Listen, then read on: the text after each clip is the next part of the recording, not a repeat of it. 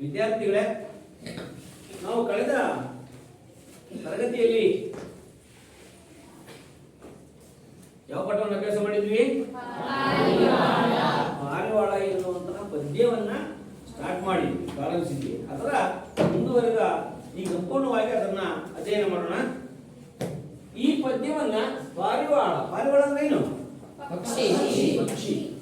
ಅದು ಶಾಂತಿಯ ಸಂಕೇತ.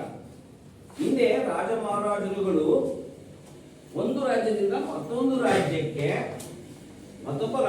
ಒಬ್ಬ ರಾಜ ಮತ್ತೊಬ್ಬ ರಾಜನಿಗೆ ಏನಾದರೂ ಮಾಹಿತಿಯನ್ನು ಕಳಿಸ್ಬೇಕು ಅಂದ್ರೆ ಪತ್ರವನ್ನ ಬರೆದು ಪಾರಿವಾಳಗಳ ಕಾಲಿಗೆ ಕಟ್ಟಿ ಅದಕ್ಕೆ ಸಂದೇಶ ಕೊಡ್ತಾ ಇದ್ರು. ಇದು ಇಂಥ ರಾಜ್ಯದ ರಾಜನಿಗೆ ತಲುಪಿಸ್ಬೇಕು ಅಂತ ಅವು ತಗೊಂಡೋಗಿ ಅಲ್ಲಿ ತಲುಪಿಸ್ತಾ ಇದ್ರು. ಅದಕ್ಕೆ ಶಾಂತಿಯ ಸಂಕೇತ ಪಾರಿವಾಳ ಅಂತ ಕರೀತೀವಿ. ಅಥವಾ ಸುದ್ದಿವಾಹಕ, ಒಂದು ಕಡೆಯಿಂದ ಮತ್ತೊಂದು ಕಡೆಗೆ ಸುದ್ದಿಯನ್ನು ಮುಟ್ಟಿಸುವಂತಹ ಕೆಲಸ. ಇವತ್ತೇನು ನಾವು ಪೋಸ್ಟ್ ಆಫೀಸ್ ಅಂತೀವಲ್ಲ, ಅರ್ಥ ಆಯ್ತು? ಆಗ ಪೋಸ್ಟ್ ಆಫೀಸ್ಗಳು ಇರಲಿಲ್ಲ ರಾಜ್ಯ ಕಾಲದಲ್ಲಿ. ಪಾರಿವಾಳಗಳನ್ನು ಸಾಕಿ ಅವುಗಳಿಗೆ ಬುದ್ಧಿಯನ್ನು ಕಲಿಸಿ ಹೀಗೆ ತಮ್ಮ ವಿಷಯಗಳನ್ನು ಒಂದು ಪತ್ರದಲ್ಲಿ ಬರೆದು ಮತ್ತೊಂದು ರಾಜ್ಯದ ರಾಜನಿಗೆ ತಲುಪಿಸೋದಕ್ಕೆ ಇವುಗಳನ್ನ ಬಳಸ್ಕೊಳ್ತಾ ಇದ್ರು ಪಾರಿವಾಳಗಳನ್ನ. ಅದಕ್ಕೆ ಅದನ್ನು ಶಾಂತಿಯ ಸಂಕೇತವಾಗಿ ನಾವು ಪಾರಿವಾಳವನ್ನ ಗಮನಿಸ್ತೀವಿ. ಅಂತಹ ಪಾರಿವಾಳ ಎನ್ನುವಂತ ಹೆಸರಿನಲ್ಲಿ ಒಂದು ಕಥನ ಕವನವನ್ನ, ಇದೆಂತ ಸಾಹಿತ್ಯದಲ್ಲಿ ಯಾವ ಪ್ರಕಾರಕ್ಕೆ ಸೇರುತ್ತೆ? ಕಥನ ಕವನ. ಏನ್ ಕಥನ ಕವನ ಅಂದ್ರೆ ಅಲ್ಲೇ ಇದೆ ನೋಡಿ, ಕಥೆಯನ್ನ ಪದ್ಯದ ರೂಪದಲ್ಲಿ ಹೇಳೋದು. ಇನ್ನೊಂದ್ಸರಿ ಹೇಳಿ, ಅದನ್ನ ಇದು ಒಂದು ವಿಶಿಷ್ಟವಾದ ಸಾಹಿತ್ಯದ ಪ್ರಕಾರ. ಸೊ ಅದರಲ್ಲಿ ಕಥನ ಕವನಗಳನ್ನು ರಚನೆ ಮಾಡೋದ್ರಲ್ಲಿ ಸಿದ್ಧ ಹಸ್ತರು ಯಾವ ಕವಿ? ಸೂರಂ ಎಕ್ಕುಂಡಿ. ಮೊದಲಿಗೆ ಕವಿ ಪರಿಚಯವನ್ನ ಮಾಡ್ಕೊಳ್ಳೋಣ. ಸೂರಂ ಎಕ್ಕುಂಡಿ ಅವರ ಪೂರ್ಣ ಹೆಸರು ಸುಬ್ಬಣ್ಣ ರಂಗಣ್ಣ ಎಕ್ಕುಂಡಿ. ನೋಡಿ, ಸು ಅಂದ್ರೆ ಸುಬ್ಬಣ್ಣ, ರಂ ಅಂದ್ರೆ ರಂಗಣ್ಣ. ಪರೀಕ್ಷೆಯಲ್ಲಿ ಕೇಳ್ತಾನೆ, ಕವಿ ಪರಿಚಯ 3 ಮಾರ್ಕ್ಸ್ ಇರ್ತದೆ.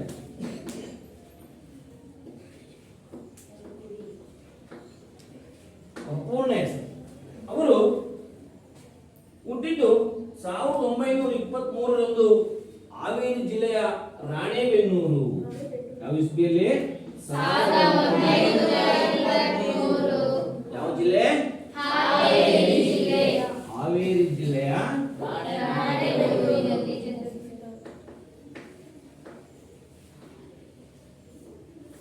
ರಾಣೆಬೆನ್ನೂರಿನಲ್ಲಿ ಜನಿಸ್ತಾರೆ 1923.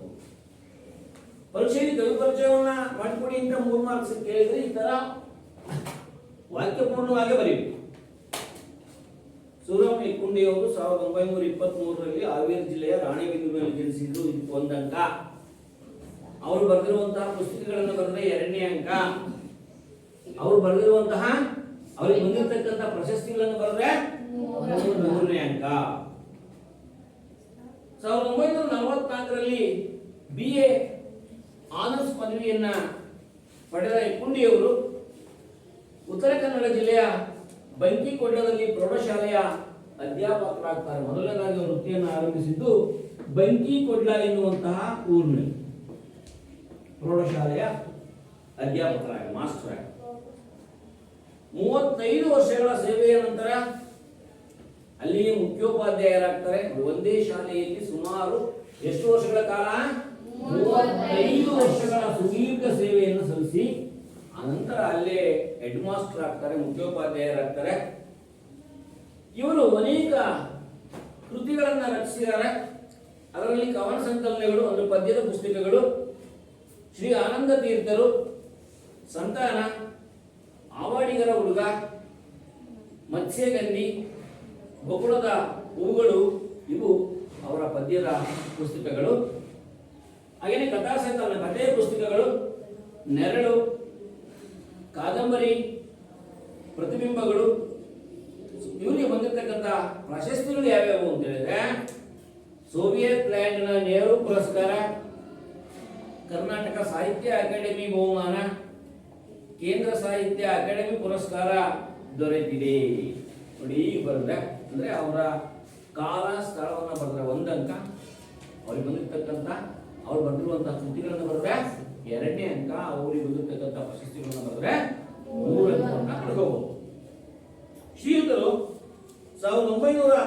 1995ರಲ್ಲಿ ನಿಧನರಾಗ್ತಾರೆ. ಎಷ್ಟರಲ್ಲಿ?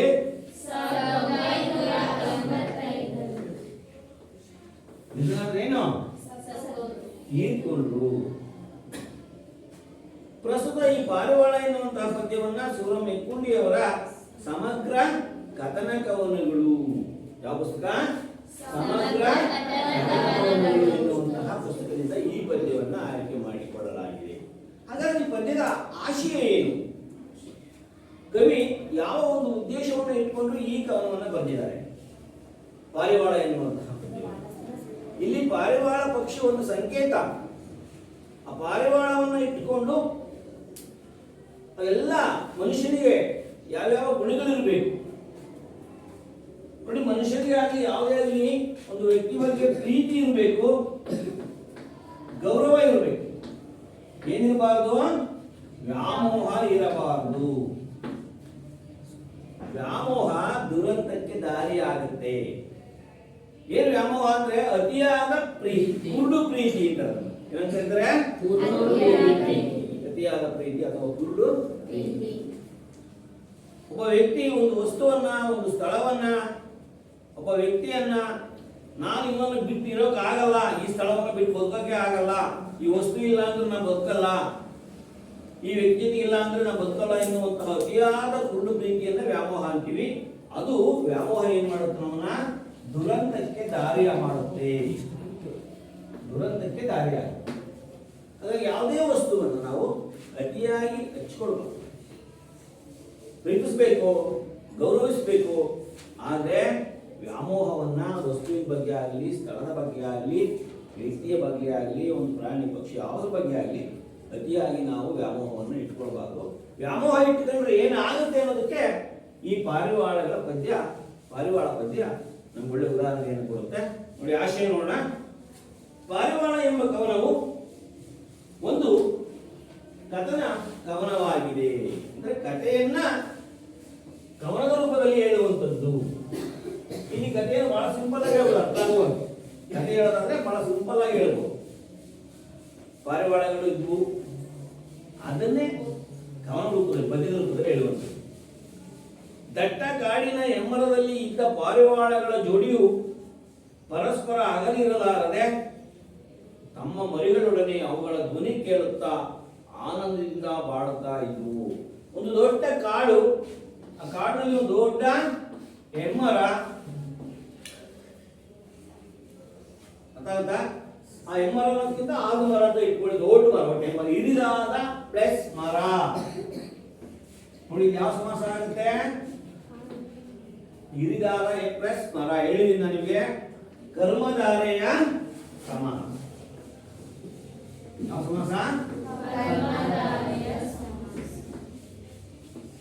ಸಮೋಸ ಅಲ್ಲ, ಸಮೋಸ ಬೇರೆ, ಸಮಾಸ. ಹಿರಿದಾದ ಮರ, ಹೆಮ್ಮರ, ದೊಡ್ಡ ಕಾಡು. ಆ ಕಾಡಿನಲ್ಲಿ ಒಂದು ದೊಡ್ಡ ಮರ ಇದೆ, ಹಿರಿದಾದ ಮರ. ಅಲ್ಲಿ ಪಾರಿವಾಳಗಳ ಸಂಸಾರ ಹೂಡಿದ್ದು. ಅಲ್ಲಿ ಪೊಟ್ರೆಯಲ್ಲಿ, ಆ ಆಲ್ಮರದ ಪೊಟ್ರೆಯಲ್ಲಿ, ದೊಡ್ಡ ಮರದ ಪಾರಿವಾಳಗಳ ಜೋಡಿ, ಒಂದು ಗಂಡು ಮತ್ತೊಂದು ಹೆಣ್ಣು. ಅವೆರಡು ಅಲ್ಲಿ ಸಂಸಾರ ಹೂಡಿ ಆನಂದದಿಂದ ಖುಷಿಯಾಗಿ ಬಾಳ್ತಾ ಇವೆ. ಒಂದನ್ನೊಂದು ಒಂದು ಗಳಿಗೆನೂ ಬಿಟ್ಟಿರ್ತಾ ಇರಲಿಲ್ಲ. ಮತ್ತೆ ಅವುಗಳು ಮರಿ ಮಾಡ್ತವೆ. ಆ ಮರಿಗಳು ಬಂದ ಮೇಲೆ ಮೊಟ್ಟೆ ಹಿಡಿದು ಮರಿ ಆದಾಗ ಇನ್ನೂ ಆ ಸಂಸಾರದಲ್ಲಿ, ಪಾರಿವಾಳಗಳ ಸಂಸಾರದಲ್ಲಿ ಸಂತೋಷ ಏನಾಗ್ತಾ ಹೋಗುತ್ತೆ? ಜಾಸ್ತಿ ಆಗಿ. ಹೀಗೆ ಖುಷಿಯಾಗಿ ಬದುಕ್ತಾ ಇರುವಾಗ ಏನಾಗುತ್ತೆ ನೋಡಿ. ಬೇಡನ್ನು ಹಾಕಿದ ಬಲೆಗೆ ಸಿಲುಕಿದ ಪುಟ್ಟ ಮರಿಗಳನ್ನು ಕಂಡ ತಂದೆ ತಾಯಿ ಪಾರಿವಾಳಗಳು ಕುರುಡು ವಾತ್ಸಲ್ಯದ ಅವಿವೇಕದಿಂದ ತಾವೂ ಬಲೆಗೆ ಸಿಲುಕಿ ಬೇಡನ ಪಾಲಾದವು. ಈಗ ಸಂತೋಷವಾಗಿ ಪಾರಿವಾಳಗಳು ಸಂಸಾರವನ್ನು ಮಾಡ್ತಾ ಇರುವಾಗ ಅಲ್ಲಿ ಒಂದು ದುರಂತ ಬರುತ್ತೆ. ಒಬ್ಬ ಬೇಟೆಗಾರ, ಬೇಡ ಅಂದ್ರೇನು? ಬೇಟೆಗಾರ ಬಲೆ ತಗೊಂಡು ಬರ್ತಾನೆ, ಬೇಟೆ ಆಡೋದಕ್ಕೆ ನೋಡ್ತಾನೆ. ಪಾರಿವಾಳಗಳ ಹಿಂಡೆ ಇದೆ, ಖುಷಿ ಆಗುತ್ತೆ. ಒಂದು ಒಳ್ಳೆ ಬೇಟೆ ಆಗಬೇಕು ಅಂತೇಳಿ ಆದ ಮರದ ಕೆಳಗೆ ಬಲೆಯನ್ನು ಬೀಸಿ ಮರೆಯಲ್ಲಿ ಕೂತ್ಕೊಳ್ತಾನೆ. ಆ ಮರಿಗಳೆಲ್ಲ ದಿನ ಹೇಗೆ ಆ ಗೂಡಿನಿಂದ ಕೆಳಗೆ ಬಂದು ಆಟ ಆಡೋದಕ್ಕೆ ಬರ್ತಾ ಇದ್ವು, ಮರದ ಕೆಳಗೆ ಬರ್ತವೆ, ಎಲ್ಲ ಬಲೆ ಸಿಕ್ಕಾಕೊಳ್ತವೆ. ಬಟ್ ಈ ಕುರುಡು ವಾತ್ಸಲ್ಯದಿಂದ ಅಂತ ಹೇಳ್ತಾನೆ. ಅದನ್ನೇ ಯಾರು ಹೇಳಿದ್ರು ನನಗೆ? ಕುರುಡು ವಾತ್ಸಲ್ಯ. ಕುರುಡು ವಾತ್ಸಲ್ಯದಿಂದ ಏನ್ ಕಳ್ಕೊಳ್ತೀವಿ ನಾವು ಅಂದ್ರೆ ವಿವೇಕವನ್ನ ಕಳ್ಕೊಳ್ತೀವಿ. ಯಾವುದು ಒಳ್ಳೆಯದು ಯಾವುದು ಕೆಟ್ಟದ್ದು ಅಂತ ಯೋಚನೆ ಮಾಡುವ ಶಕ್ತಿಯನ್ನ ಕಳ್ಕೊಳ್ತೀವಿ. ಇದನ್ನ ವಿವೇಕ. ಅವನಿಗೆ ವಿವೇಕ ಇಲ್ಲ ಅಂತಾರೆ.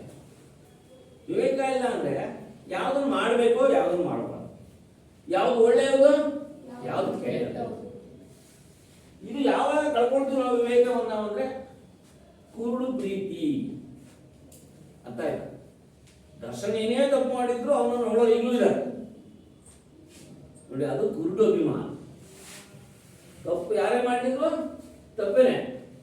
ನಾವು ಸುಮ್ಮನೆ ಕೇಳ್ತಾ ಇದ್ದಾರೆ, ಎಲ್ಲ ಭಾಷಣ ಮಾತಾಡ್ತಿರ್ತಾರೆ. ನಮ್ಮ ಅಣ್ಣ ತಪ್ಪು ಮಾಡಿಲ್ಲ, ಬಂದೇ ಬರ್ತಾನೆ. ಅರ್ಥ ಆಯ್ತಾ ನೋಡಿ? ಇದು ಕುರುಡು ಅಭಿಮಾನ. ಅಭಿಮಾನ ಇರಬೇಕು. ಒಳ್ಳೆ ನಟ, ಓಕೆ, ಅದ್ರ ಬಗ್ಗೆ ಏನು ಮಾತಿಲ್ಲ. ಒಳ್ಳೆ ಅಭಿನಯ ಮಾಡ್ತಾನೆ, ಒಳ್ಳೆ ಆಕ್ಟಿಂಗ್ ಮಾಡ್ತಾನೆ, ಡ್ಯಾನ್ಸ್ ಮಾಡ್ತಾನೆ, ಫೈಟ್ ಮಾಡ್ತಾನೆ, ಎಲ್ಲ ಇದೆ. ಆದ್ರೆ ವಾಸ್ತವ ಜೀವನದಲ್ಲಿ ತಪ್ಪು ಮಾಡಿ ತಪ್ಪನ್ನ ಖಂಡಿಸ್ಬೇಕು. ಅದೇ ನಮ್ಮಂತ ಸಾಮಾನ್ಯ ಜನರು ಮಾಡಿದ್ರೆ ನಮ್ಮ ಸ್ಥಿತಿ ಏನಾಗಿರೋದು? ಅರ್ಥ ಆಯ್ತಾ? ತಪ್ಪು ಯಾರೇ ಮಾಡಿದ್ರು ತಪ್ಪು. ಇದು ಕುರುಡು ಪ್ರೀತಿ, ಕುರುಡು ಅಭಿಮಾನ ಇದ್ದಾಗ ನಾವು ವಿವೇಕವನ್ನ ಕಳ್ಕೊಳ್ತೀವಿ, ನಮ್ಮ ಬುದ್ಧಿಯನ್ನು ಕಳ್ಕೊಳ್ತೀವಿ.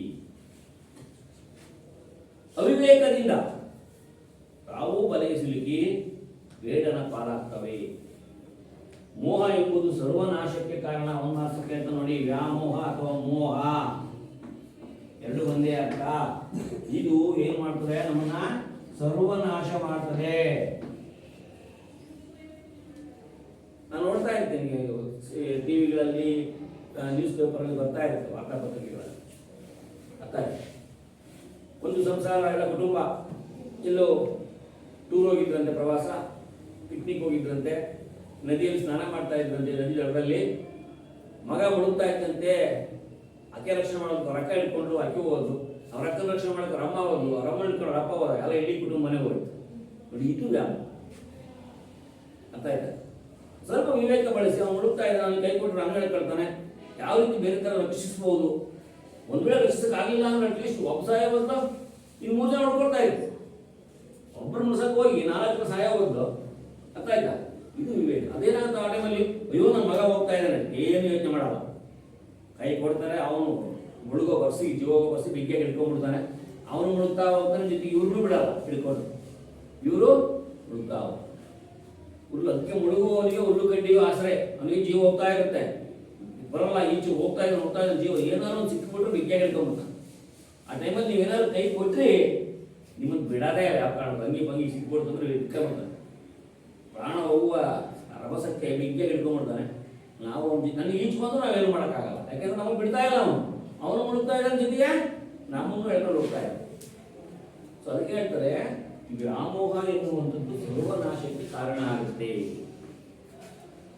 ವ್ಯಾಮೋಹ ತೊರೆದು ತಾಳ್ಮೆಯಿಂದ ಯೋಚಿಸಿ ಕಾರ್ಯ ಸಾಧನೆ ಮಾಡಬೇಕು ಎಂಬುದೇ ಈ ಕಥನ ಕವನದ ಆಶಯ. ವ್ಯಾಮೋಹವನ್ನು ಬಿಡಬೇಕು. ಯಾವುದೇ ವ್ಯಕ್ತಿ ಬಗ್ಗೆ, ವಸ್ತುವಿನ ಬಗ್ಗೆ, ಸ್ಥಳದ ಬಗ್ಗೆ, ಪ್ರಾಣಿ ಪಕ್ಷಿಗಳ ಬಗ್ಗೆ ವ್ಯಾಮೋಹವನ್ನು ಬಿಟ್ಟು, ಎಷ್ಟೋ ಜನ ನಾನು ನೋಡಿದ್ದೀನಿ, ಸಾಕಿದ ನಾಯಿ ಸಾಯ್ತು ಅಂತೇಳಿ ಸತ್ತೋಗಿರೋದ್ರಿಂದ ಆ ಒಂದು ಅಷ್ಟು ಅಟ್ಯಾಚ್ಮೆಂಟು ಅವ್ರು ಸಾಕಿದ ಮನೆ ನಾಯಿಗೂ ಅವ್ರಿಗೂ ಇರುತ್ತೆ. 10 ವರ್ಷ 20 ವರ್ಷ ಮನೆಯಲ್ಲಿ ಬಹಳ ಚೆನ್ನಾಗಿ ಹೊಂದ್ಕೊಂಡಿರುತ್ತೆ, ಅವರು ಅಟ್ಯಾಚ್ ಆಗಿರ್ತಾರೆ. ಅದೆಲ್ಲ ಅಕಸ್ಮಾತ್ ಸಾಯಲೇಬೇಕು. ಮನುಷ್ಯನೇ ಆಗಲಿ, ಯಾವ ಹುಟ್ಟಿದ ಜೀವಿ ಸಾಯಲೇಬೇಕು, ಯಾವುದೇ ಜೀವಿ ಆಗಲಿ. ಅಷ್ಟು ಪರಿಜ್ಞಾನ ಅವ್ರಿಗಿರಲ್ಲ. ಅಯ್ಯೋ ನಮ್ಮ ಮನೆ ನಾಯಿ ಸತ್ತೋಗ್ಬಿಡ್ತಾರೆ, ಮನೆಗೆ ಇರಕ್ಕಾಗ್ತಾ ಇಲ್ಲ, ಒಂಟಿ ತಲೆ ಕಾಡುತ್ತೆ, ಈ ಥರ ಫೀಲಿಂಗ್ ಮಾಡಿಕೊಂಡು ಸತ್ತೋಗಿರ್ತಕ್ಕಂಥ ಘಟನೆಗಳು ಬೇಕಾದಷ್ಟು ಇದ್ದಾರೆ. ಅದಕ್ಕೆ ವ್ಯಾಮೋಹವನ್ನು ತೊರಿಬೇಕು, ತಾಳ್ಮೆಯಿಂದ ಯೋಚಿಸಬೇಕು. ಏನು ಮಾಡಿದರೆ ಏನಾಗುತ್ತೆ, ಯಾವುದರಿಂದ ಒಳ್ಳೆಯದಾಗುತ್ತೆ, ಯಾವ್ದು ಮಾಡಿದ್ರೆ ಕೆಟ್ಟದ್ದಾಗುತ್ತೆ ಅನ್ನೋದು ಯೋಚಿಸಿ ಮಾಡಿದರೆ ನಾವು ಯಶಸ್ಸನ್ನು ಕಾಣುತ್ತೀವಿ ಜೀವನದಲ್ಲಿ ಅನ್ನೋದು ಈ ಕವನದ ಆಶಯ. ಇಲ್ಲಿ ಪದಗಳ ಅರ್ಥ ಕೊಟ್ಟಿದ್ದಾನೆ ನೋಡ್ಕೊಳ್ಳಿ. ಮುಸುಕು ಅಂದ್ರೆ ಆವರಿಸು, ಎಲ್ಲ ಒಂದ್ ಕಡೆಯಿಂದ ಆವರಿಸು. ಮೋಡ ಮುಸುಕಿದೆ, ಮೋಡ ಮುಸುಕಿದೆ ಅಂದ್ರೆ ಏನಾಗಿದೆ? ಮೋಡ ಆವರಿಸಿಕೊಂಡಿದೆ, ಮಳೆ ಬರುವ ಸಮಯ ಅನ್ನೋ ಅರ್ಥದಲ್ಲಿ. ಅಥವಾ ಸುತ್ತುವರಿ, ಈಗ ಬೇರೆ ಬೇರೆ ಅರ್ಥಗಳಿಲ್ಲ. ವಾತ್ಸಲ್ಯ, ಅಕ್ಕರೆ, ಮಮತೆ, ಬೇರೆ ಬೇರೆ ಅರ್ಥಗಳು ಬರುತ್ತೆ. ವ್ಯಾಮೋಹ ಹೇಳಿದ ಅತಿಯಾದ ಪ್ರೀತಿ. ವ್ಯಾಮೋಹ ಅಂದ್ರೇನು? ಸಿದ್ಧಿ, ಫಲಕಾರಿ, ಪ್ರಾಪ್ತವಾಗುವುದು. ಏನಾದರೂ ಒಂದು ವಸ್ತುವನ್ನು ಪಡ್ಕೊಳ್ಳೋದು, ನನಗೆ ಸಿದ್ಧಿಸಿತು, ನನಗೆ ದೊರೆಯಿತು ಅನ್ನುವಂಥ ಪೊದರು ಅಂದ್ರೆ ಪೊದೆ ಮರದ ಕೊಟ್ಟರೆ ಇರ್ತವೆ, ಅಲ್ಲಿ ಪಕ್ಷಿಗಳು ಗೂಡನ್ನು ಕಟ್ಟಿಕೊಂಡು ವಾಸ ಮಾಡ್ತವೆ. ಕೊಟ್ಟರೆ ಅಥವಾ ಪೊದೆ. ನೇರವಾಗಿ ಪದ್ಯಕ್ಕೆ ಬರ್ತೀನಿ. ದಟ್ಟ ಕಾಡಿನಲ್ಲೊಂದು ಎಮ್ಮರದ ಒದರಿನಲ್ಲಿ ಇರುತ್ತಿತ್ತು ಪುಟ್ಟ ಸಂಸಾರ ಹೂಡಿ ಮುದ್ದು ಬಿಳಿ ಪಾರಿವಾಳಗಳ ಜೋಡಿ. ಒಮ್ಮೆ ಇಡೀ ಕಥನಕವನ್ನು ಓದ್ತೇನೆ, ಆಮೇಲೆ ಅದರ ವಿವರಣೆ ಬರೋದು. ಹಗಲಿರುಳು ಜೊತೆಗೂಡಿ ಬಾಳಿದವು ಈ ಜೋಡಿ, ಎಂದಿಗೂ ಹಗಲಿರವು ಒಂದರೊಂದು. ಹಿಗ್ಗು ತುಂಬಿದ್ದು ಒದರಿನಲ್ಲಿ ಬಂದು ಇಟ್ಟ ಮೊಟ್ಟೆಯ ನುಡಿದು ಹಿಗ್ಗಿ ಇವುಗಳ ಪ್ರೀತಿ, ಮುದ್ದು ಮರಿಗಳ ಮಧುರ ಸದ್ದು ಕೇಳಿ ದಿನ ಕಳೆದವು ಆನಂದದಿಂದ ಬಾಳಿ. ಬೇಡ ನೊಬ್ಬನು ಬಂದು ಬಲೆಯ ಹರಡಿದನೊಮ್ಮೆ, ಪುಟ್ಟ ಮರಿಗಳು ಹಾರಿ ಸಿಲುಕಿ ಸೆರೆಗೆ ಚೀಟರಿಸತೊಡಗಿದವು ಬರಲು ಬಲೆಗೆ. ಕಂಡು ಪಾರಿವಾಳಗಳ ಪಾಡು ತಾಯಿ ಧುಮುಕಿತು ಬಲೆಗೆ, ಹೆಂಡತಿಯ ನಗಲಿರದ ಗಂಡು ಹಕ್ಕಿ ಒಳಗೆ ಬಂದಿತು ಬಳಿಗೆ ಬಿಕ್ಕಿ ಬಿಕ್ಕಿ. ಉರುಳು ವಾತ್ಸಲ್ಯದಲ್ಲಿ ಕಳೆದುಕೊಂಡು ವಿವೇಕ, ಬಲೆಗೆ ನುಗ್ಗಿದ ಪಾರಿವಾಳ ಎಂದು ಹಸಿದ ಬೇಡನು ನಡೆದ ಒಟ್ಟು ಕಂಡು. ಮೋಹ ಮುಸುಕಿದ ಬುದ್ಧಿ ಸರ್ವನಾಶದ ಸಿದ್ಧಿ, ವ್ಯಾಮೋಹವನ್ನು ತೊರೆದು ಬಾಳಬೇಕು, ಏನು ಬಂದರೂ ಕೂಡ ತಾಳಬೇಕು. ಕೊನೆಯ ಪದ್ಯ ಇದೆಯಲ್ಲ, ಅದು ಈ ಪದ್ಯದ ಒಟ್ಟಾರೆ ಆಶಯವನ್ನೇ. ಜೀವನದಲ್ಲಿ ಏನೇ ಕಷ್ಟಗಳು ಬರಲಿ, ಅವುಗಳನ್ನು ವಿವೇಕದಿಂದ ತಾಳ್ಮೆಯಿಂದ ಯೋಚಿಸಿ ನಾವು ಅವುಗಳನ್ನು ಸಹಿಸಿಕೊಂಡು ಬದುಕಬೇಕೆ ಹೊರತು ವ್ಯಾಮೋಹವನ್ನು ಇಟ್ಟುಕೊಂಡು ಬದುಕಕ್ಕಾಗಲ್ಲ ಎನ್ನುವಂತಹ ಸ್ಥಿತಿಗೆ ಬಂದು ದುರಂತವನ್ನು ಮಾಡಿಕೊಳ್ಬಾರ್ದು. ಈ ಪಾರಿವಾಳಗಳ ರೀತಿ ದಟ್ಟ ಕಥೆಗಳು ಹೇಳ್ಬೋದು. ದೊಡ್ಡ ಕಾಡು, ಅಲ್ಲೊಂದು ಎತ್ತರವಾದ ಇಳಿದ ದೊಡ್ಡ ಮರ ಇತ್ತು. ಆ ಮರದ ಪಟ್ಟೆಯಲ್ಲಿ ಒಂದು ಗಂಡು ಒಂದು ಹೆಣ್ಣು ಪಾರಿವಾಳಗಳು ಸಂಸಾರವನ್ನು ಮಾಡ್ತಾ ಇದ್ವು. ಒಂದರೊಂದು ಒಂದು ಕ್ಷಣವೂ ಬಿಟ್ಟಿರದ ಹಾಗೆ ಆನಂದದಿಂದ ಇದ್ವು. ಅವುಗಳ ಸಂತೋಷ ಹೆಚ್ಚೋದಕ್ಕೆ ಅವು ಮೊಟ್ಟೆಯನ್ನು ಇಟ್ಟು ಆ ಮೊಟ್ಟೆಗಳು ಒಡೆದು ಮರಿಯಾದವು. ಆ ಸಂಸಾರದಲ್ಲಿ ಇನ್ನೂ ಸಂತೋಷ ಏನಾಗ್ತಾ ಹೋಯ್ತು, ಜಾಸ್ತಿ ಆಗ್ತದೆ. ಇದರ ಕಥೆ ರೂಪದಲ್ಲಿ ಹೇಳುವುದು ಅದನ್ನ ಸೌಂದರ್ಯ ಎಷ್ಟು ಚೆನ್ನಾಗಿ ಬಂದಿದೆ ನೋಡಿ. ದಟ್ಟ ಕಾಡಿನಲ್ಲೊಂದು ಎಮ್ಮರದ ಒದರಿನ, ದೊಡ್ಡದಾದ ಕಾಡು, ಅದು ದೊಡ್ಡ ಮರ, ಇರಿದಾಗ ಪ್ಲಸ್ ಮರ. ಹೇಳಿದ್ವಿ ಹೆಮ್ಮರ ಅಂದ್ರೆ ಹೆಮ್ಮರ ಬಗ್ಗೆ ಬಿಡಿಸ್ಬೇಕನ್ನ, ಇರಿದಾಗ ಪ್ಲಸ್ ಮರ, ಹೆಮ್ಮರ ದೊಡ್ಡ ಮರ ಇತ್ತು. ಅದರ ಒದರಿನಲ್ಲಿ, ಒದರು ಅಂದ್ರೇನು, ಒಟ್ಟರೆ, ಮರದ ಕೊಟ್ರೆಯಲ್ಲಿ ಇರುತ್ತಿತ್ತು ಪುಟ್ಟ ಸಂಸಾರ ಹೂಡಿ ಮುದ್ದು ಬಿಳಿ ಪಾರಿವಾಳಗಳ ಜೋಡಿ. ಎರಡು ಬಿಳಿ ಪಾರಿವಾಳ, ನೀವು ನೋಡಿದ್ದೀರ? ಪಾರಿವಾಳ ನೋಡಿದ್ದೀರಾ? ಬಾಳೆ ಸಾಕ್ತಾರೆ ಮನೆಯಲ್ಲಿ ಪಾರಿವಾಳಗಳು. ಅರ್ಥ ಆಯ್ತು? ಮುದ್ದು ಪಾರಿವಾಳಗಳು ನೋಡೋದು ಬಹಳ ಖುಷಿ ಆಗುತ್ತೆ. ಪಾರಿವಾಳಗಳನ್ನು, ಬಿಳಿ ಪಾರಿವಾಳಗಳು, ಯಾವುದೇ ಪಾರಿವಾಳ ಆಗಲಿ. ಅರ್ಥ ಆಯ್ತು? ನಾನು ಸಾಕಿದ್ದೆ ಪಾರಿವಾಳವನ್ನು ಯಾವ್ದು. ಆಮೇಲೆ ಅವು ಬಾಡಿಗೆ ಮನೇಲಿ ಇರ್ತೀವ, ಅವು ಎಲ್ಲ ಸ್ವಲ್ಪ ಇದು ಮಾಡ್ತವೆ ಅಂತ ಕಾರಣಕ್ಕೆ ಮತ್ತೆ ಬಿಟ್ಟೆ. ಈಗ ಸಾಕ್ತಾ ಇಲ್ಲ. ನಮ್ಮ ಮಗ ಅದು ಭಾಳ ಇಷ್ಟ ಅವನಿಗೆ. ಪ್ರಾಣಿ ಪಕ್ಷಿಗಳು ಸಾಕೋದು ಅಂದರೆ ಭಾಳ ಇಷ್ಟ. ಹಂಗಾಗಿ ತಂದು ಮನೆ ಸಾಕ್ತಾ ಇರ್ತಾರೆ. ಗಿಳಿ ಪಾರಿವಾಳ ಅಂತಂದ್ರೆ ಅವನ್ನ ಆ ಥರ ಇಟ್ಕೋಬಾರ್ದು ಆ್ಯಕ್ಚುಲಿ. ಯಾಕೆ ಹೇಳಿ? ಸ್ವಾತಂತ್ರ್ಯ ಕಸ್ಕೊಂಡಂಗಾಗುತ್ತೆ. ಈಗ ನಿನಗೆ 1 ಕೋಟಿ ರೂಪಾಯಿ ಕೊಟ್ಟು ಒಂದು ಬಂಗ್ಲೆ ಕೊಟ್ಟು ನೋಡಿ 24 ಗಂಟೆ ಇಲ್ಲೇ ಇರಬೇಕು ಅಂತ ಬಿಗಿ ಹಾಕಿದ್ದು ಹೋಗ್ಬಿಟ್ಟು ಮುಂದೆ ತಗೊಂಡು ಏನು ಮಾಡ್ತೀನಿ? ನಾನು ಗೋಡೆ ಮಾಡ್ತೀನಿ. ಅದು ಅರಮನೆ, ನೀನು ಒಬ್ಬನೇ ಇದೆಯಾ, ಮಾತಾಡಂಗಿಲ್ಲ, ಯಾಂತ ಹೊರಗೆ ಹೋಗಂಗಿಲ್ಲ, ಪ್ರಕೃತಿ ನೋಡಂಗಿಲ್ಲ, ಮಾತಾಡಂಗಿಲ್ಲ, ವ್ಯವಹಾರ ಮಾಡಂಗಿಲ್ಲ, ಏನಿಲ್ಲ. ಬಂಗ್ಲೆ ತಗೊಂಡು ಏನು ಮಾಡೋದು? ಬಂಗ್ಲೆ ಅವನಿಗೆ ಒಬ್ಬಳೇ ಕೂಡಿ ನೋಡೋ ಹಿಂದೆ ಅಷ್ಟು ಬಂಗ್ಲೆ 1 ಕೋಟಿ ರೂಪಾಯಿ ದುಡ್ಡಿದ್ದೀನಿ, ಅದು ದುಡ್ಡು ಖರ್ಚು ಮಾಡಂಗಿಲ್ಲ, ಅಲ್ಲೇ ಐತಿ, ಹೊರಗೆ ಬಿಡಂಗಿಲ್ವಲ್ಲ. ಸ್ವತಂತ್ರ ಕಸ್ಕೊಂಡಂಗೆ. ಹಾಗೆಯೇ ಪಕ್ಷಿಗಳು ಹಾರಾಡ್ತಿರ್ಬೇಕು. ಹಾರಾಡ್ಕೊಂಡು ಹೋಗಿ ಸ್ವಂತವಾಗಿ ಆಹಾರವನ್ನು ಸಂಗ್ರಹಿಸಿಕೊಂಡು ಗೂಡು ಕಟ್ಟಿಕೊಂಡು ಒಟ್ಟಿಗೆ ಬದುಕಬೇಕು. ನಾವೆಲ್ಲೂ 4 ಕೋಟಿ ಮಧ್ಯೆ ಅವನು ಪಾಪ ಒಂದು ಪಂಜರ ಮಾಡಿ ಅದರೊಳಗೆ ಹಾಕಿ ಅದಕ್ಕೆ ನಾನು ಬಾಡಿ ಹಣ್ಣು ಹಾಕ್ತೀನಿ, ಏನೇನೋ ಅದಕ್ಕೆ ಇಷ್ಟ ಆಗಲ್ಲ. ಅದಕ್ಕೆ ಒಂದು ಬೇರೆ ಭಾಳ ಚೆನ್ನಾಗಿ ಪದ್ಧತಿ. ಗಿಳಿಯು ಪಂಜರದೊಳಿಲ್ಲ ಅಂತ ಎಷ್ಟು ಚೆನ್ನಾಗಿ ಅದ್ಭುತವಾಗಿಲ್ಲ. ನಾವೇನೇ ಸುಖ ಕೊಟ್ಟರು ಅವಕ್ಕೆ ಆ ಸುಖ ಅನ್ಸಲ್ಲ, ಬಂಧನ ಅನ್ಸುತ್ತೆ. ಆ ದೃಷ್ಟಿಯಲ್ಲಿ ಪ್ರಾಣಿ ಪಕ್ಷಿಗಳನ್ನ ಸಾಕಬಾರ್ದು. ನಾಯಿಗಳು ಯಾವಾಗ ಸಾಕ್ತೀವಿ ಅವ್ರು ಓಡಾಡಿಸ್ತೀವಿ ಎಲ್ಲ ಒಳ್ಳೆ ಅದು ಪಕ್ಷಿಗಳನ್ನ ಓಡಾಡ್ಸೋಕೆ ಬರೋಲ್ಲ. ಆಮೇಲೆ ಆರೋಗ್ತವೆ ಅಂತೇಳಿ ರೆಕ್ಕೆ ಕೊಯ್ಯೋದು ಅದೆಲ್ಲ ಮಾಡ್ತಾರೆ.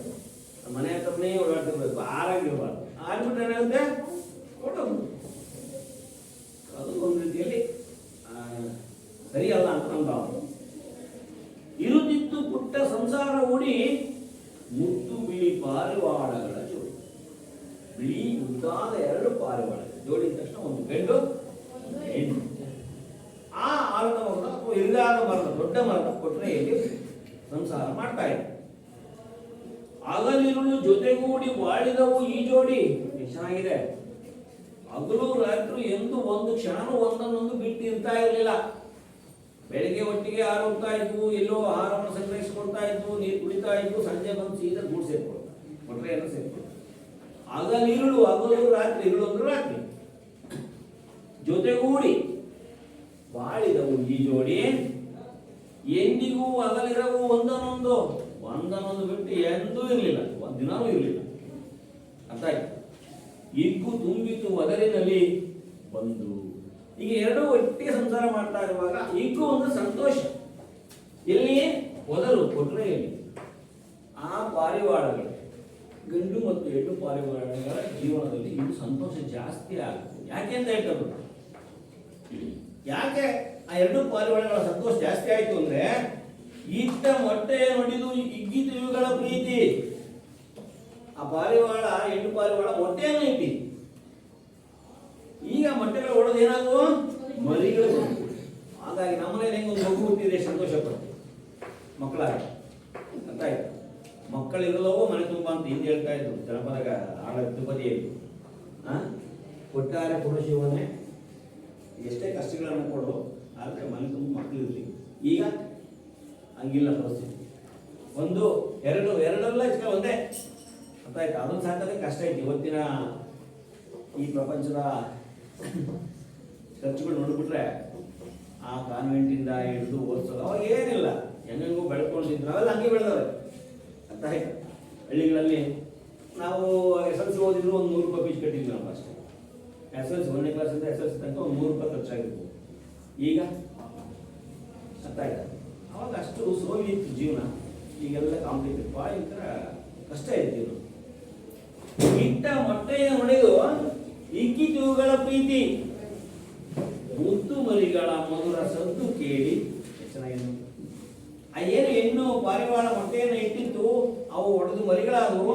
ಅವುಗಳ ಶಬ್ದ, ಆ ಮರಿಗಳ ಧ್ವನಿ ಹೇಗೆ ಚಿಕ್ಕ ಮಕ್ಕಳು ತಾನೇ ಹುಟ್ಟಿದ 3-6 ತಿಂಗಳ ಮಗು ನಕ್ರೆ ಮಾತಾಡಿದ್ರೆ ಎಷ್ಟು ಸಂತೋಷ ಆಗುತ್ತೆ ನಮಗೆ.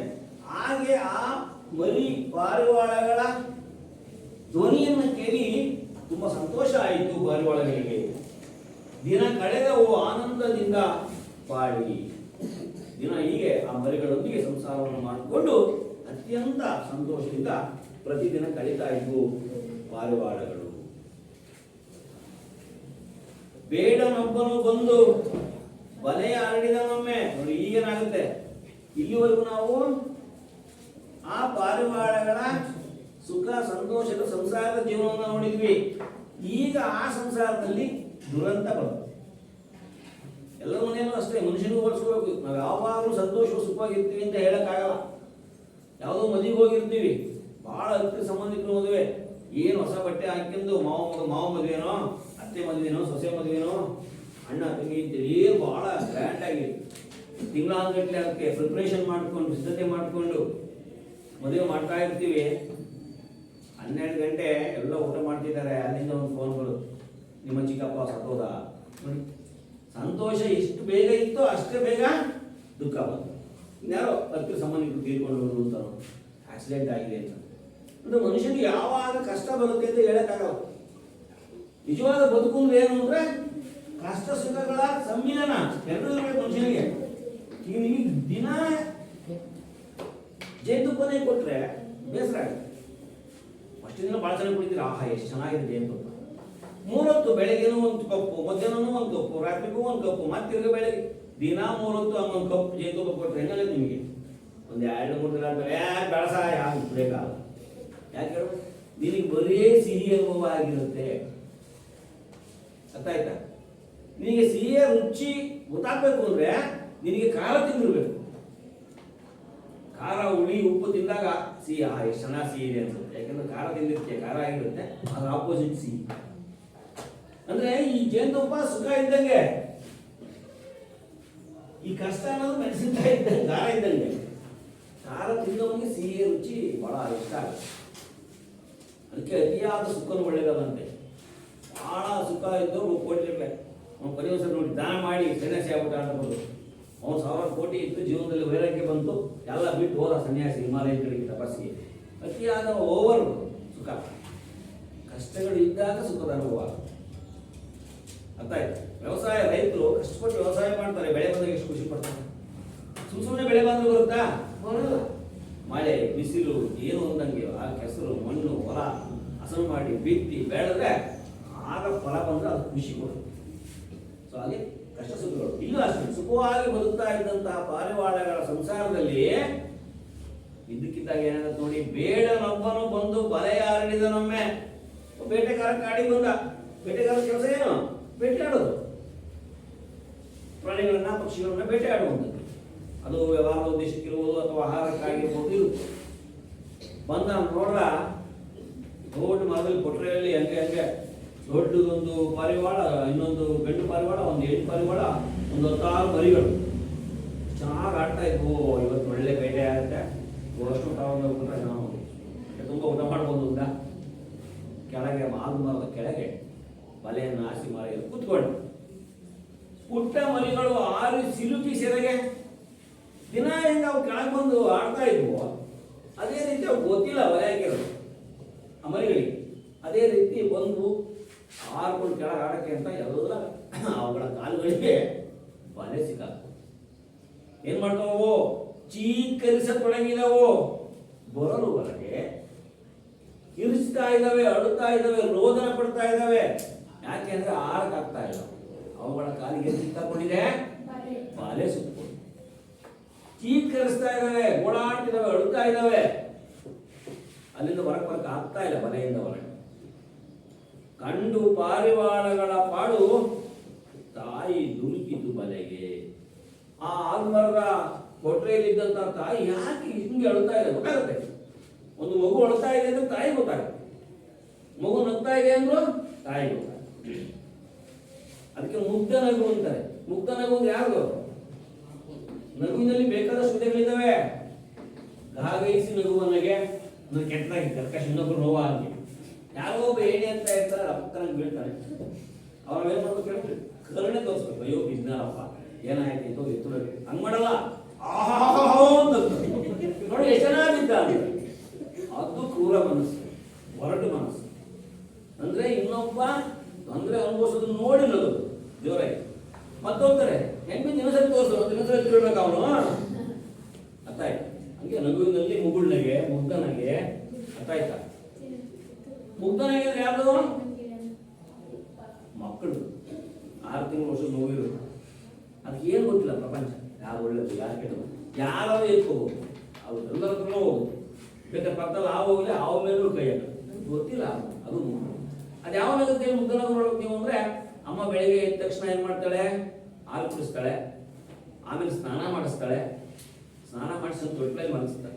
ಹೊಟ್ಟೆ ತುಂಬಿದೆ, ಸ್ನಾನ ಆಗಿದೆ, ನಿದ್ದೆ ಮಾಡುತ್ತೆ ಮಗು. ನಿದ್ದೆ ಮಾಡಿ 2 ಗಂಟೆ ಬಿಟ್ಟು ಎಚ್ಚರಿಕಾಗುತ್ತೆ ಮಗುವಿಗೆ. ಅದು ಯಾರನ್ನೂ ಕರೆಯಲ್ಲ, ಸುಮ್ಮನೆ ನಗ್ತಾ ಇರುತ್ತೆ. ಅವಾಗ ನೋಡಿ, ಅದು ಗೊತ್ತಿಲ್ಲ, ನಗ್ತಾ ಇದ್ರಿಂದ ಗೊತ್ತಿಲ್ಲ. ಅದಕ್ಕೇನಪ್ಪ, ಊಟ ಆಗಿದೆ, ಹಾಲು ಕುಡಿದಿದೆ, ಸ್ನಾನ ಮಾಡಿದೆ, ನಿದ್ದೆ ಆಗಿದೆ, ಎಚ್ಚರಿಕೆ ಆಗಿದೆ, ಸುಮ್ಮನೆ ತೊಟ್ಲಲ್ಲಿ ಇರುತ್ತಾ ಇರುತ್ತೆ. ಅದು ಯಾಕೆ ನಗ್ತಾ ಇದೆ ಅಂತ ಮಗುವಿಗೂ ಗೊತ್ತಿಲ್ಲ. ಅದು ಮುಗ್ಧನ. ಯಾವಾಗಲೂ ಸ್ಮೈಲ್ ಇರೋ ಮುಖ ಗಂಟಾಕೊಂಡು ಏನೋ ನಾನೇ ಪ್ರಪಂಚನೇ ಆಡ್ತೀನಿ ನನಗೆ ಕಿರ್ಚಾಡೋದು, ಅದು ನಮ್ಮ ಆರೋಗ್ಯಕ್ಕೆ ಹಾನಿ. BP ಜಾಸ್ತಿ ಆಗ್ತಾ ಹೋಗುತ್ತೆ. ನಾವು ಎಷ್ಟೆಷ್ಟು ಕೋಪಗೊಳ್ತೀವೋ ಅಷ್ಟಷ್ಟು ನಮ್ಮ ರಕ್ತ ಸರ್ಕ್ಯುಲೇಷನ್ ಫಾಸ್ಟ್ ಆಗುತ್ತೆ. BP ಅಂತ ಅದೇ ಬ್ಲಡ್ ಪ್ರೆಷರ್, ರಕ್ತದ ಒತ್ತಡ. ನಾವು ಕೂಲಾಗಿದ್ರೆ ಏನಾಗಲ್ಲ.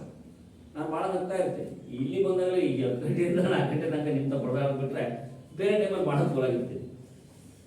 ಕಂಡು ಪಾರಿವಾಳಗಳ ಪಾಡು ತಾಯಿ ಧುಮುಕಿತು ಬಲೆಗೆ. ಅಯ್ಯೋ ನನ್ನ ಮರಿಗಳಿಗೆ ಏನೋ ಆಗ್ಬಿಟ್ಟಿದೆ ಅಂತೇಳಿ ಹಂಗೆಯಿಂದ ಸೀದಾ ಆರಿ ಯೋಚನೆ ಮಾಡಲಿಲ್ಲ ಏನಾಗಿದೆ ನನ್ನ ಮರಿಗಳಿಗೆ. ನೋಡಿ, ಇದೇ ಕುರುಡು ವಾತ್ಸಲ್ಯ. ಅತಿಯಾದ ಪ್ರೀತಿ, ಅದನ್ನ ವ್ಯಾಮೋಹ ಅಂತ. ಆ ತಾಯಿ ಪಕ್ಷಿ ಸ್ವಲ್ಪ ಯೋಚನೆ ಮಾಡಿದ್ರಿ, ಯಾಕೆ ಮರಿಗಳಿಗೆ ಏನಾಗಿದೆ ನೋಡಿ ಬಂದು, ಓ ಬಲೆ ಸಿಕ್ಕಾಕೊಂಡಿದ್ದಾವೆ, ಈ ಬಲೆ ಏನಾದ್ರು ಕಟ್ ಮಾಡೋಕ್ಕಾಗತ್ತಾ, ನನ್ನ ಮರಿಗಳನ್ನು ರಕ್ಷಣೆ ಮಾಡ್ಕೊಳಕ್ಕಾಗತ್ತಾ, ಈ ತರ ವಿವೇಕದಿಂದ ಯೋಚನೆ ಮಾಡಿದ್ರೆ ಒಂದು ಒಳ್ಳೇದಾಗುತ್ತೆ. ಏನು ಯೋಚನೆ ಮಾಡಲಿಲ್ಲ, ಹಂಗೆ ಸೀದಾ ಅಯ್ಯೋ ನನ್ನ ಮರಿಗಳಿಗೆ ಏನು ಆಗಿದೆ ಅಂತ ಬಂದು ಸೀದಾ ಅದು ಬಲೆ ಬರುತ್ತೆ, ಅದು ಬಲೆ ಸಿಕ್ಕಾಕೊಳ್ಳುತ್ತೆ. ನೆಕ್ಸ್ಟ್ ನೋಡಿ, ಹೆಂಡತಿಯ ನಗಲಿರದ ಗಂಡು ಅಕ್ಕಿ, ಅಯ್ಯೋ ನಾನು ಹೆಂಡತಿನ ಹೋಗಿ ಬಲೆ ಬಿಟ್ಬಿಡ್ತಲ್ಲ, ಅದು ಹೊಳ್ತಾ ಇದೆ, ಚಿತ್ತರಿಸ್ತಾ ಇದೆ. ಆ ಗಂಡು ಪಾರಿವಾಳನು ಸಹ ಒಳಗೆ ಬಂದಿತ್ತು, ಬಳಿಗೆ ಬಿಕ್ಕಿ ಬಿಕ್ಕಿ ಅದು ಹೊಳ್ತಾ, ಅಯ್ಯೋ ನನ್ನ ಹೆಂಡತಿಗೆ, ನನ್ನ ಮರಿಗಳಿಗೆ, ನನ್ನ ಮಕ್ಕಳಿಗೆ ಏನೋ ತೊಂದರೆ ಆಯ್ತಲ್ಲ ಅಂತೇಳಿ ಅದು ಸಹ ಪಾರಿ ಬಂದು ಎಲ್ಲಿಗೆ ಬೀಳುತ್ತೆ, ಬಲೆಯ ಒಳಗೆ ಬಿತ್ತು.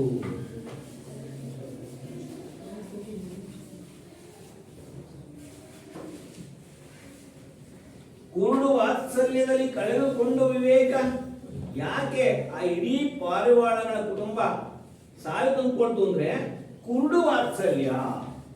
ನಾನು ಹೇಳಿದೆ ನಿಮ್ಗೆ, ಕುರುಡು ಅಂದ್ರೆ ಕಣ್ಣು ಕಾಣದೆ ಇರುವಂತಹ ವ್ಯಾಮೋಹ, ಅತಿಯಾದ ಪ್ರೀತಿಯನ್ನು ಕುರುಡು ವಾತ್ಸಲ್ಯ.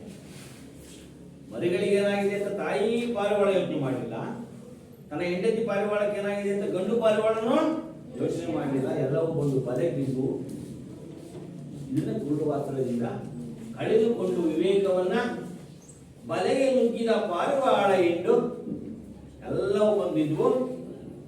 ಹಸಿದ ಬೇಡನು ನಡೆದ ಒತ್ತುಕೊಂಡು, ಹಸಿವಾಗಿತ್ತಪ್ಪ ಬೇಡನಿಗೆ, ಇವತ್ತು ಏನ್ ಸಿಗುತ್ತಪ್ಪ ಬೇಟೆ ಅಂತ ಕಾಯ್ತಾ ಇದ್ದ, ಒಳ್ಳೆ ಬೇಟೆ ಸಿಗುತ್ತೆ ಅನ್ನಂತ ಪಾರಿವಾಳ. ಮರಿಗಳು ತಂದೆ ತಾಯಿ ಖುಷಿಯ ಕೊನೆ ಪದ್ಯ ಇದೆಯಲ್ಲ, ಅದೇ ಹೇಳುತ್ತೆ ನಿಮಗೆ ಈ ಪದ್ಯದ ವಸ್ತು, ಪದ್ಯದ ಆಶಯ. ಮೋಹ ಮುಸುಕಿದ ಬುದ್ಧಿ ಸರ್ವನಾಶದ ಸಿದ್ಧಿ. ಪಾರಿವಾಳ ಪದ್ಯದ ಆಶಯ ಏನು ಅಂತ ಹೇಳಿ ಬರೀಬೇಕು. ವ್ಯಾಮೋಹದಿಂದ ಕೂಡಿದ್ರೆ ನಮ್ಮ ಬುದ್ಧಿ ಸರ್ವನಾಶಕ್ಕೆ ಕಾರಣ ಆಗುತ್ತೆ ಅಂತ ಹೇಳಿ ನಾವು ವ್ಯಾಮೋಹವನ್ನ ತೊರೆದು ಬಾಳಬೇಕು.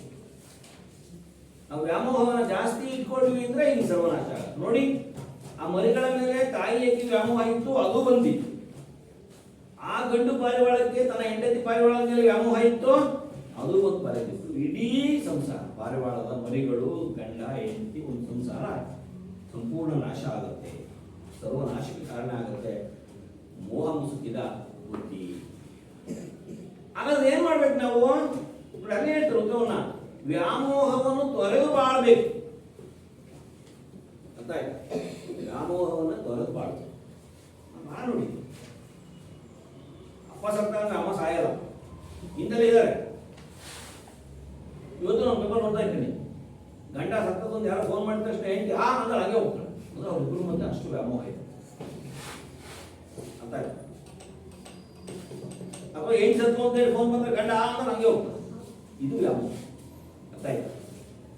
ಅದರಿಂದ ವ್ಯಾಮೋಹವನ್ನ ತೊರೆದು ಬಾಳಬೇಕು. ಏನು ಬಂದರೂ ಕೂಡ ತಾಳ್ಬೇಕು. ಇದೊಂದರಲ್ಲಿ ಏನೇ ಕಷ್ಟಗಳು ಬರಲಿ, ಏನೇ ಸಮಸ್ಯೆಗಳು ಬರಲಿ, ಅವುಗಳನ್ನು ಸಹಿಸಿಕೊಂಡು ಬದುಕುವಂತಹ ಗುಣವನ್ನ ನಾವು ಬೆಳೆಸ್ಕೊಳ್ಬೇಕು. ಇದು ಪಾರಿವಾಳ ಪದ್ಯದ ಆಶಯ. ಇಲ್ಲಿಗೆ ಈ ಪದ್ಯವನ್ನ ಮುಗಿಸ್ತಾ ಇದ್ದೀನಿ.